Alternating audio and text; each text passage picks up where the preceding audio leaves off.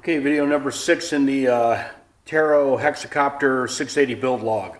Okay, electronic component placement. This can really get tricky, but you have to start with some things have a logical place where you put them. For one, the nozzle controller has to go in the center. I have seen it put in other places on different quads, but the only true place for it is in the center with the little arrow pointing forward.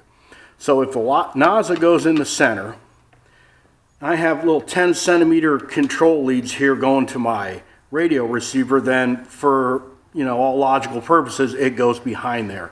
And of course the FPV camera goes in front. So starting from there, this is what I get. So I got my camera, my NASA, IMU, and my receiver. With that, my PMU has to go into aux 3 here, and it goes into the nozzle controller here, so it kind of wants to go to this side is where I need to put it.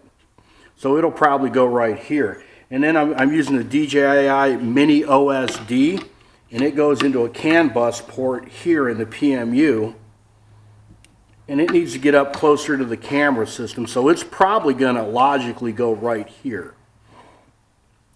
The radio transmitter, here's the cord for the camera. The radio transmitter for the video feed from the camera, I have to actually come in from the Mini OSD right here, and I have to splice into this line. The video needs to come out from the camera, go into the OSD, come out of the OSD, and go back in to the transmitter. So in order to do that, and I've done this before, it's a real pain in the butt, but I'm going to have to splice from here. This wire's got to get spliced into here. Therefore, I got plenty of wire here. I should probably be able to put the radio transmitter somewhere over here, not forgetting that I actually got to get an antenna on here, probably mount down underneath the quad, so the antenna's got to go on.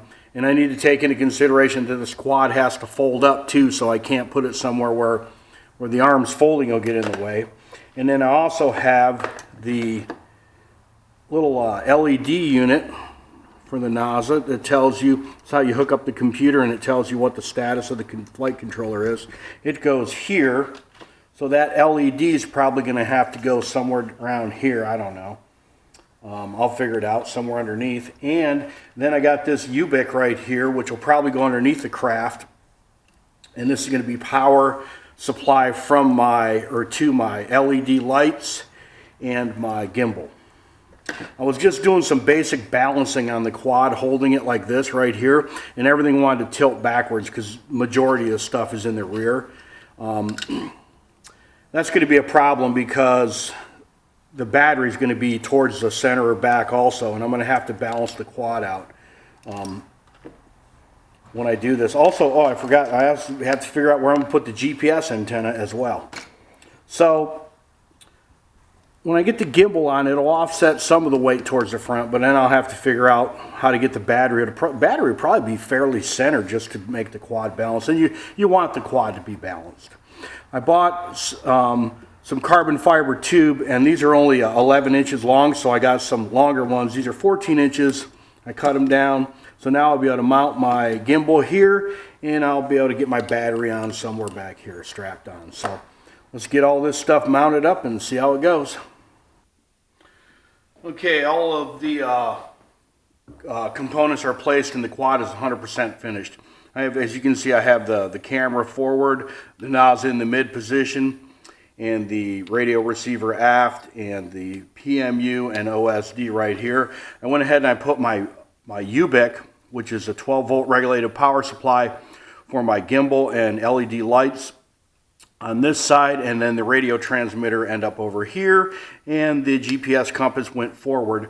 The reason why I made this big change is because I originally had the battery tray going from right to left, and I couldn't get the balance of my quad. The quad is heavy towards the nose because of the gimbal, and it just wants to be nose heavy. So I put this battery tray, I switched it to go forward and aft, and I even made it towards the rear. It's not centered.